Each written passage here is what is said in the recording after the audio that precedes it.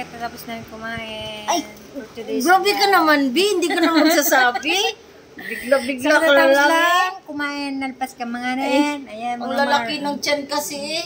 Kakakain lang. Oh, ganitong mga trabaho namin dito sa Taiwan. Baka Ha? ganun ako pagkita ka sa tiyan. Baka yung mga nagtatanong dyan, ganito trabaho namin na katapos namin kumain.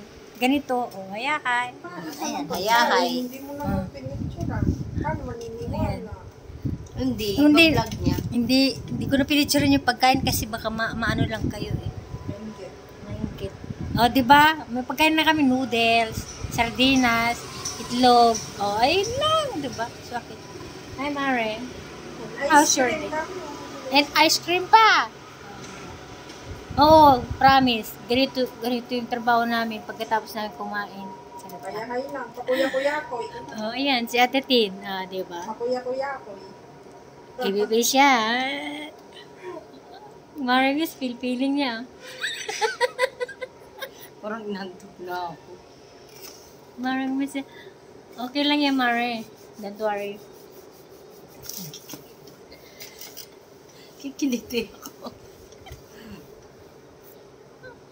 Ganda na ng panahon ngayon, weather, no? Ganito lang maganda na panahon.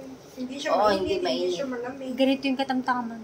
Tama lang. Ayan, magmari-marites after kumain. Tapos mamaya, matutulog na kami. Mamaya-maya na naman. Diyos ko, matutulog kami. Tapos babangon. Oh, tapos babangon kami, magkakape. Oh. Kakain na naman. Buhay namin sa Taiwan ganito. Ang kasarap. Oh.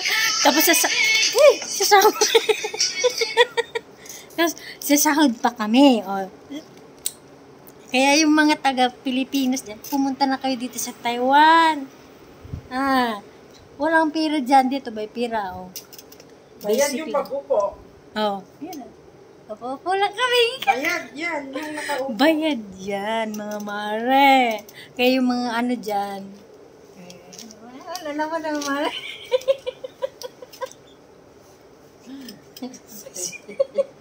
Oh, may dalawa kaming audience. So, over there. Yan. Hanggang dito na lang, mga mare. Thank you for watching. Bye!